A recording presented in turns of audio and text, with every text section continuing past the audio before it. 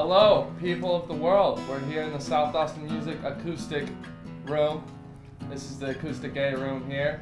I am Seth Welker, the world's worst interviewer, and sitting here to my right is Darden Smith. Yeah. Darden, how's it going today? I'm fantastic. We had quite the kickoff when you walked in this room, huh? Yeah, well, I like to make an entrance. Yeah. I saw that. It's good. We needed a nice entrance, and it worked out well for us. So yeah, this is probably our fifth or so interview. My fifth interview ever. I'm sure it's hard to tell. Nobody's noticed yet, but we're getting through it. I'm picking up on it. Oh, you were? Yeah. Oh, okay. Yeah, well, yeah, that's fine. We're still working on things.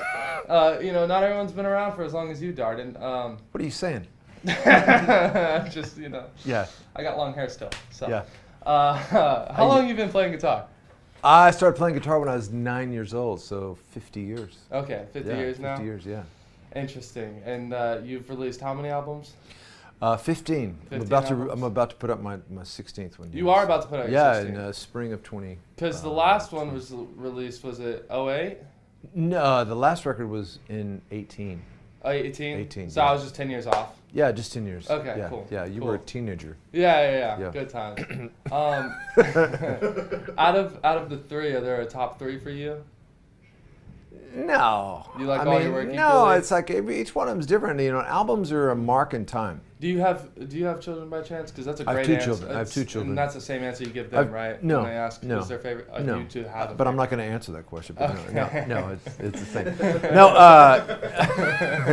No, it's like to keep them guessing. But, different records you look back on and they it's a mark in time, and so. Yeah. Some records I think we did better at making something that lasts. Okay. And in some ways, the very first record I ever did was this record called Native Soil that came out, I think, in 1986 or 5. Okay. I made it actually when I was still in college, and it was an 8-track record. So that's it, 8 tracks, and it was an acoustic record. And it was amazing. I had no idea what I was doing, of course, but because it was only 8 tracks, and you had to bounce things down, like old school, and it somehow captured a clarity because we couldn't. I had a super limited budget and super limited space on tape, so we couldn't clutter it up, and that was really interesting. And then there was a record that came out in, I don't even remember, like 1988 or 9. It was a record called Evidence. That was a duo record with a friend of mine from England named Boo Hewerdine. And I love that record just because it was so much fun. It was like so much fun to make. And it was a marker in time. And, I had a record that did pretty well when I was on Columbia. A couple of records that did okay. One did pretty well. And then, every one of them, there's tracks on each one of them that I look back on.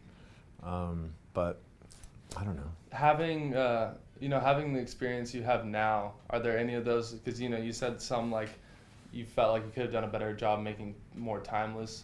Like having the experience you have now, are there any that you would like go back and add something to or take something? There was most of the stuff I would go back and take things off of them. Yeah. Take instruments off, take mixes off, make it simpler and cleaner. And I think I would have spent more time in my early years learning how to sing. Okay. Because I never learned how to sing. No one taught me that. And I came out of the sort of folk Texas singer-songwriter thing where singing wasn't really emphasized. Right. It was more like your songs. And I come from the era of Guy Clark and Dylan and Neil Young, where it's like those guys couldn't sing either, So it's like my role models didn't sing well. They had a thing, but they didn't have this amazing singing voice that people listen to and go, oh, that guy can sing. But there are people around me that really could sing. Like Lyle Lovett was around when I first started out. Lyle was early on the scene, and he could sing. He spent time working on his voice. And I wish somebody had told me when I was really young, work on your voice. And so, I didn't. It took me a long time to figure that out. Right. No one taught you how to sing. Who taught you how to play guitar? Pretty much myself. Really? I took some lessons when I was a kid.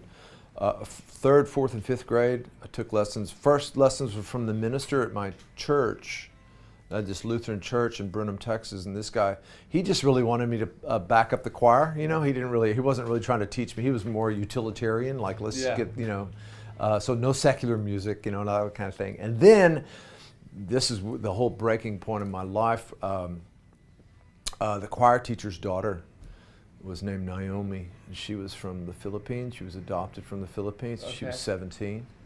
I was 10. Okay. Dude, that was my best guitar. That was my introduction into the power of the music. Yeah. Because the guitar lessons were in her bedroom. Oh. It was awesome. Is this maybe your first crush? Not for crush. It was the first commitment. It was like, yeah, it was. I knew that we were destined for that forever. I mean, she didn't see it that way, but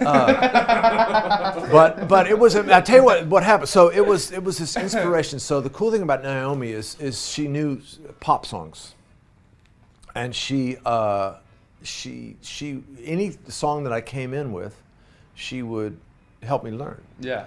And so I can't, you know, and there was this magazine called Parade Magazine. It came in the newspaper on Sundays.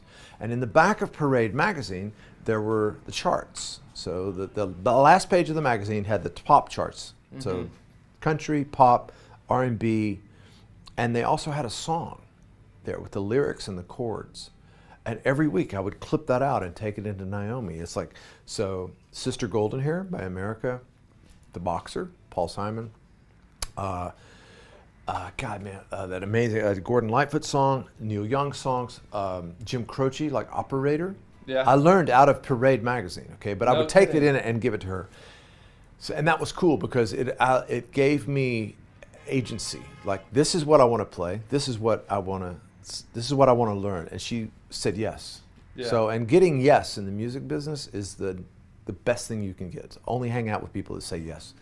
Yes, and then you're going to get there. And but the other cool thing, you got to be quicker though. Yeah. But the other cool thing was I wanted to learn all of Harvest and After the Gold Rush with Neil Young. Mm-hmm. I don't know, they're before your time. Anyway, but and there's this. So I was in the process of learning the whole albums. Okay, I was in the 5th grade, you know, which is pretty awesome. Or 4th grade. And in the After the Gold Rush book, there's this really famous picture of Neil Young, and he's in Sound City in L.A., the studio, and he's laying back on his couch. He's got his jeans are all patched up, you know, that sort of 70s thing. His hair's all stringy. I mean, I'm sure he's like really strung out. But, and it was just like there was this picture of this guy. I went, who's that? And she goes, that's Neil Young. And I went, that is Neil Young? Because I was from Brenham, Texas. I was this farm kid from Brenham, Texas. I'd never seen anybody like that. It was the most foreign, it was like a Martian. Right. You know? And I went, that's Neil Young? And she said, yeah, that's the guy that wrote all these songs. And I was like, wow, that guy looks like he can't walk. If he wrote these songs, you know, could I write a song? And she said, sure. And I said, well, how do you write a song? And she said, it's poetry, you put it to music. I already knew how to write poetry. It was this thing that I had as a kid where I could make up verses. And they were based on, you know, like nursery rhyme rhythms, which is the core of all songwriting, is nursery rhymes. Yeah. And, but it was, she said, yeah, you just go home and you write, you know, you shouldn't say go home, but she said, you just write poetry and you put it to music. So I went home that night and wrote my first song. As a 5th grader? 4th grader. 4th grader. Yeah, and it was this amazing thing. It was just like, wow, I did it. And I came back and showed it to her. I remember playing it at the recital, you know, and I played it on stage at the school, and it was this window, but it was this like yes thing, which is really great. So, but after that, after the 5th grade, I really didn't take any guitar lessons. Till a couple years ago, I started taking. I've taken a few bossa nova guitar lessons from Dave Polkin here in town. Right.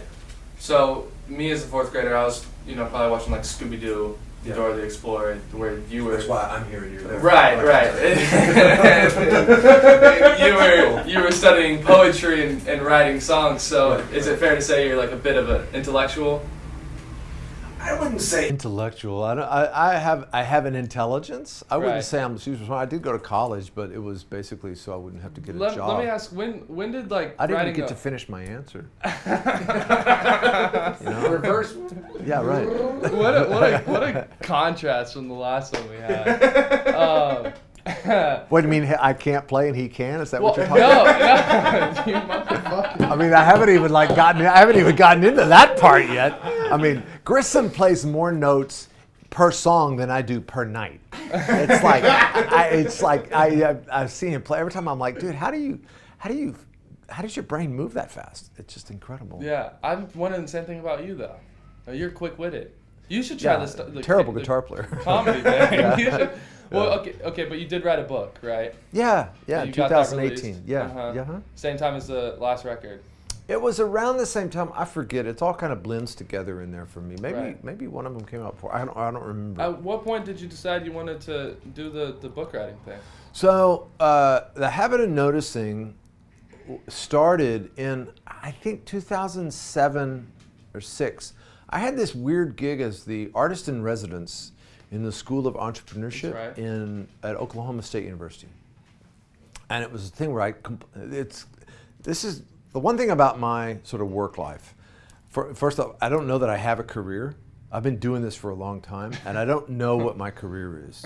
I know that I like to work, and I really like to pay my bills. Yeah. And the way that I do that is I say yes to crazy things and turn them into something. Interesting. And it starts with going, I don't know if that's going to work or not, and then you figure out like how to navigate where you make it interesting, and you get paid.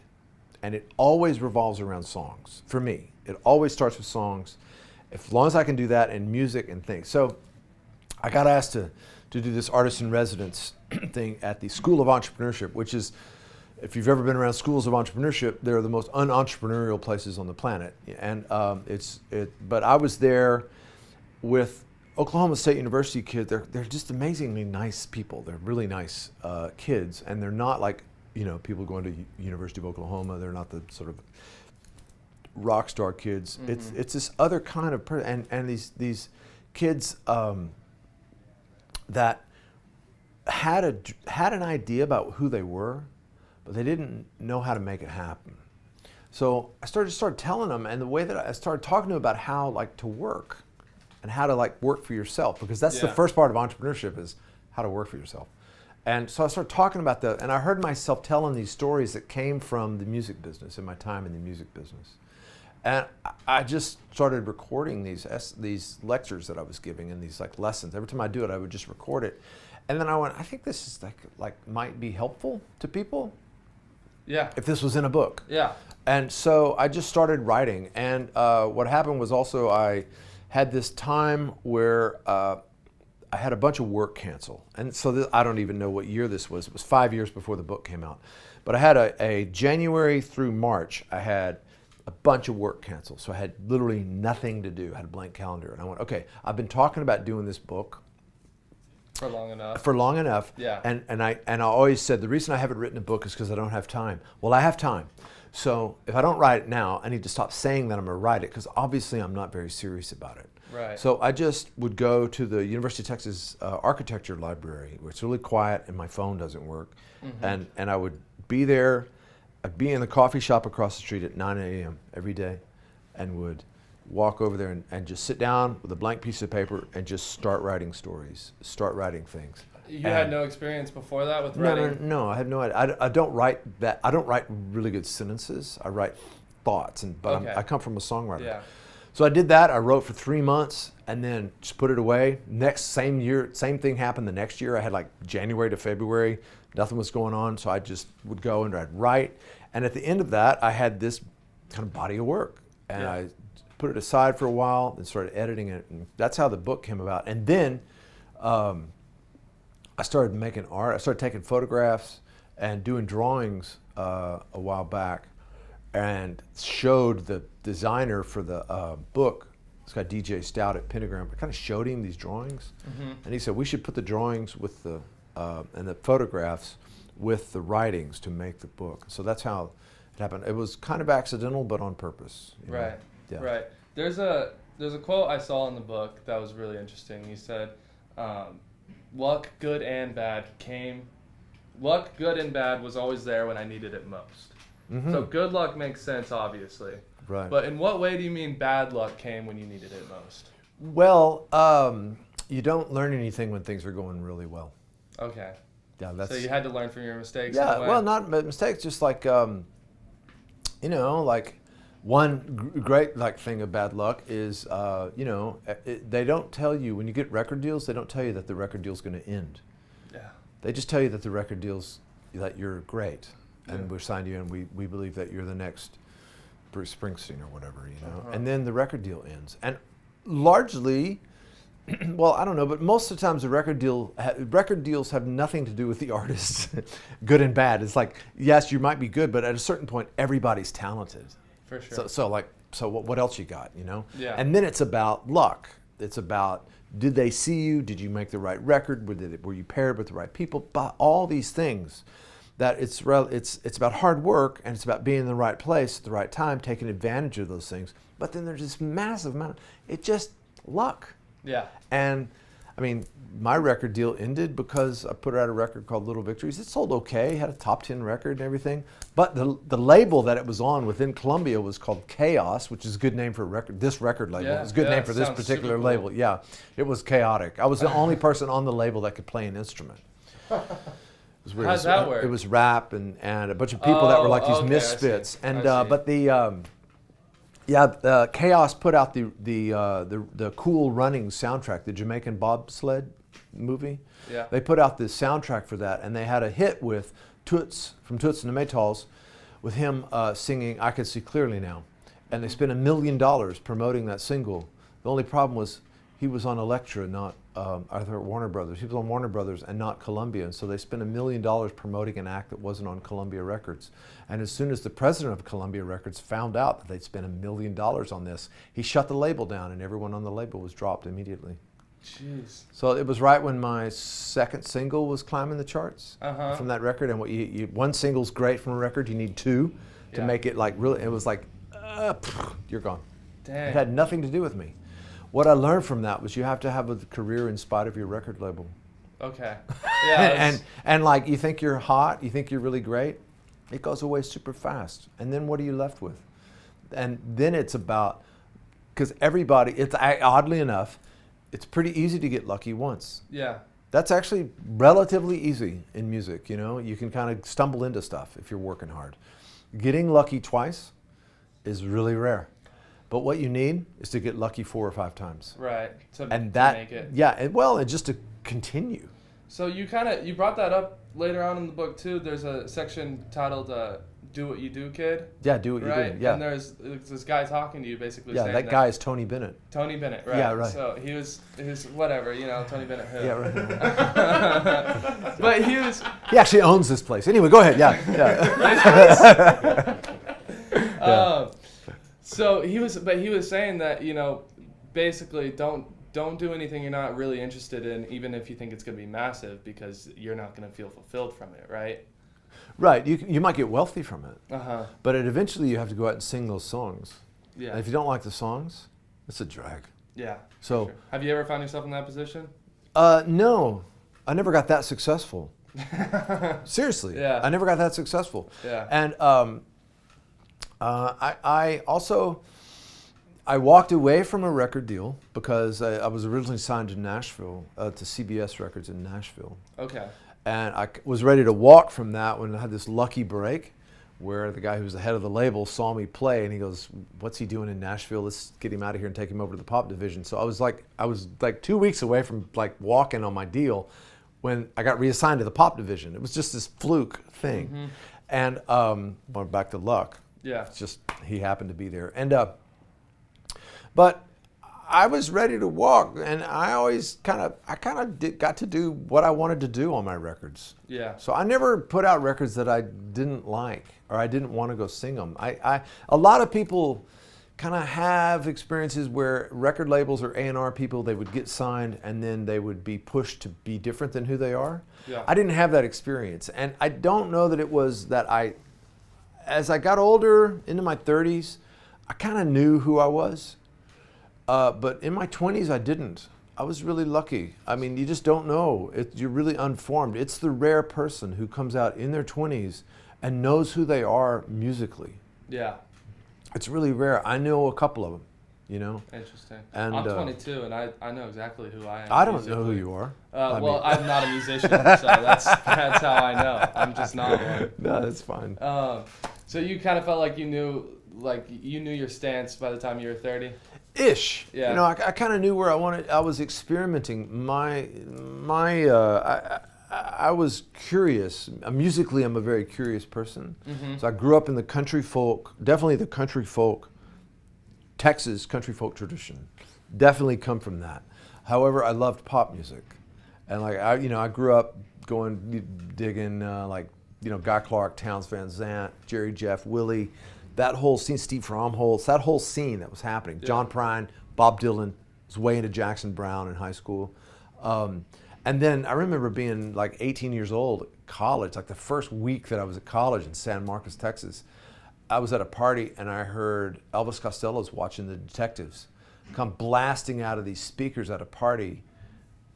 Okay, I was smoking pot. Anyway, but it was like, I couldn't believe it. I'd never heard anything like that. I mean, right. I knew about the Pretenders and stuff like that in high school, Blondie and things like that, which oddly enough, the guy who produced Blondie produced one of my records. It was like, it's crazy. But anyway. Big moment for you. That was just great. But I remember hearing this. I was going, what is that? What is this thing and where's it coming from? And I kind of went off on this exploration of pop music, listening to pop music. Mm-hmm. I was a pretty rudimentary guitar player, so I couldn't play it. I couldn't figure it out because I don't read music. Yeah. And I didn't really know anybody that knew about that. It was years later when I met my friend Boo Hewerdine, who's from England. He was my window into how to play like that and what those chord changes were, because he grew up listening to the Beatles, where I was listening to Willie.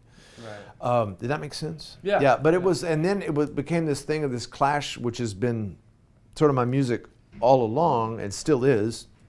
It's this definitely coming from the folk thing, with the really pretty simple chord structures and song structures, and not necessarily narrative story, but there's story in it, in the songs. Okay. And with these an awareness of melody, which comes from pop music and rhythms, mm-hmm. and making records and sounds that you can put on things like bass lines and things like that, which come from a pop thing, which is really fun and interesting and really hard to get on the radio. Yeah, yeah. So it's cool, but it's been the challenge. But you have to play what you play, to a degree, Right. And so yeah. This the new album you're working on. When do you think that'll be ready? It's called Western Skies, and it's coming out in spring of 22. Okay. And it's actually a book and an album together. So it was created. It was written. Most of it was written and sort of conceptualized during this pandemic thing that we've been living in. Right. Yeah, and I had to, in the middle of that, I had to make all these trips out to Arizona. I was driving out to Arizona, and during that time, I'd been writing songs, especially because I was home all the time. I was writing a lot of songs. Yeah. And then I also was, on these trips, I started taking Polaroid pictures with this old Polaroid camera I found. You can get Polaroid film now. So I started taking these Polaroid pictures. Uh-huh. And I was writing these essays as well, and they weren't really connected. But I was doing it, I was digging it, but it was like three silos of work. One was these Polaroids, one was the songs, and these essays. And I went out to this recording studio out in Tornillo, which is out near El Paso, called Sonic Ranch. Amazing studio out there. It's right on the border. And I went out there for 3 days on one of these drives back and forth between here and Arizona, just to do the demos, just to do some demos. I didn't know after my last record, I didn't know that I wanted to make another record. I didn't feel like I had anything to say. It was just like, it's hard, man, making a record. 15 is a lot. 15's a lot, dude. Yeah. I mean, you're going to be 15 soon. It's it's a lot. Probably in a month. Yeah, a month or two. Yeah, I mean, it feels good though, doesn't it? So. Yeah. Like, what's the point of continuing? Dude, you know what I mean? I'm about to start driving. I know. Wait. Yeah, wait till what happens next. And but you're going to meet this girl. Oh my God. And it's not funny. But I was out there and I was just making. I had 25 songs to cut. Yeah. So I went out there and I spent 3 days. I almost, this poor engineer, like I just worked him into the ground. He was this fantastic guy named Mario. And Was Mario he also and 15? Or what's that? Was he also like No, 15? he was a grown man. He was 23. Okay, And cool. but Mario, 22. yeah, my son. And but we just cut these songs anyway. We were working, and on the second night of the sessions, I was just standing outside watching the sun go down, and I just suddenly realized it's like, okay, these things, these three parts fit together: the photos, the songs, and the essays, and it's a book. Yeah. It's a book. I'm gonna make a book, and there's also gonna be an album. But you buy the book, you can have the music for free. I started coming into South Austin music probably 20 years ago, 15 years ago. I don't remember exactly. Okay.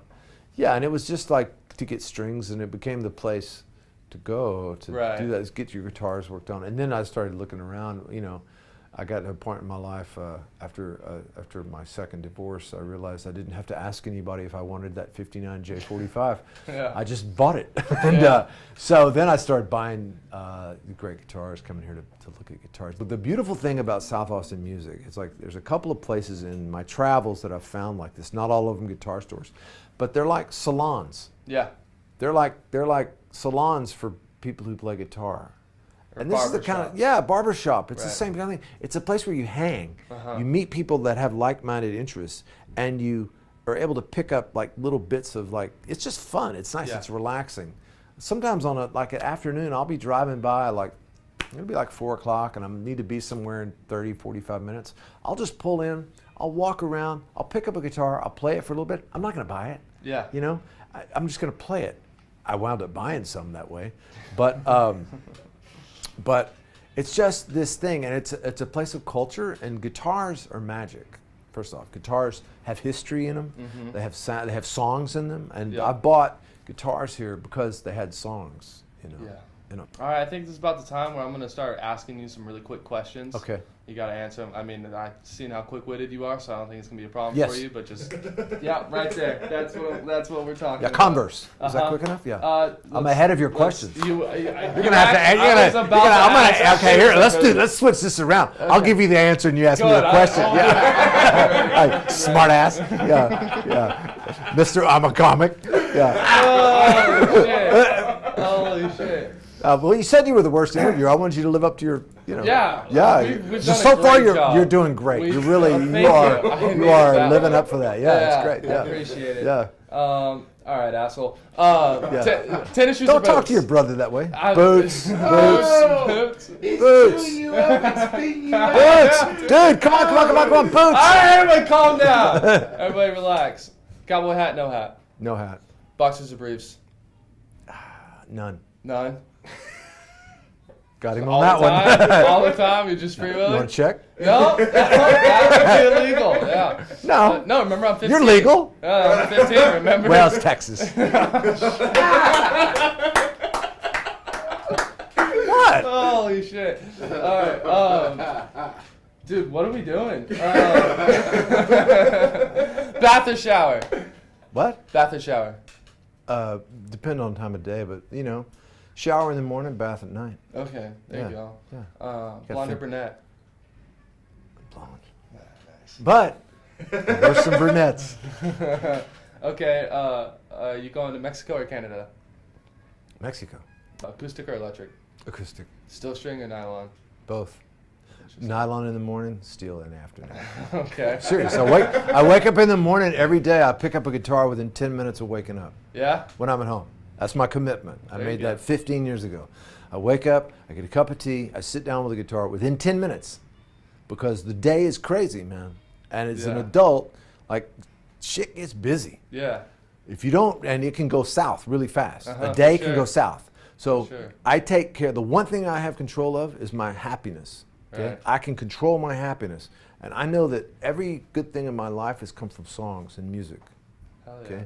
So I want to get that going first thing in the morning. Good Take stuff. care of that. No matter what happens in the day, I did that. So I pick up a nylon string, which I bought here at Yeah. South Austin Music. Good This is my job. pottery. Yeah. guitar I bought is this nylon, and I walked down the road and just went pa pa pa, pa hitting the nylons. I didn't even play them. I said, that one, I'll take it. I was going on a camping trip, and I bought this La Patrie nylon guitar. I play it every morning when I wake up, when I'm at home. That's amazing. See, And then I play in the afternoon, like right before I came down, and I played, my J45, which I bought here at South Austin Music. Yeah. You're insane, because I was about to ask coffee or tea. You're a tea guy. Huh? I'm a tea guy until afternoon, then I have coffee. Okay. But I don't like coffee, I only like espresso. Espresso? Yeah, why pay less? Okay, Starbucks or local coffee shop? No, Starbucks don't even that's not a question. It's like no Starbucks. No Starbucks? That's not coffee. Yeah, me neither. I hate Starbucks. Yeah. I'm gonna say. I didn't have it this morning. Playing for yourself or for a group of people? I love playing for myself, Yeah. But it's like I love playing for people as well. Okay. Big gig or small gig? Well, I'd like to get paid. Yeah. Yeah. Okay. It's a different thing. Mm-hmm. Breakfast tacos or breakfast plate? Tacos. Yeah. You want to play a song for us? Sure, man.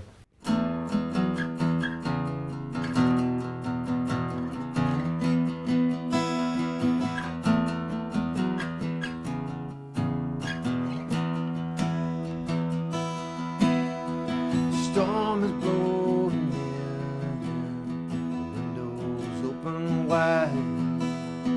We lay there like two loaded guns. I will always think of you in that fading light. Your silhouette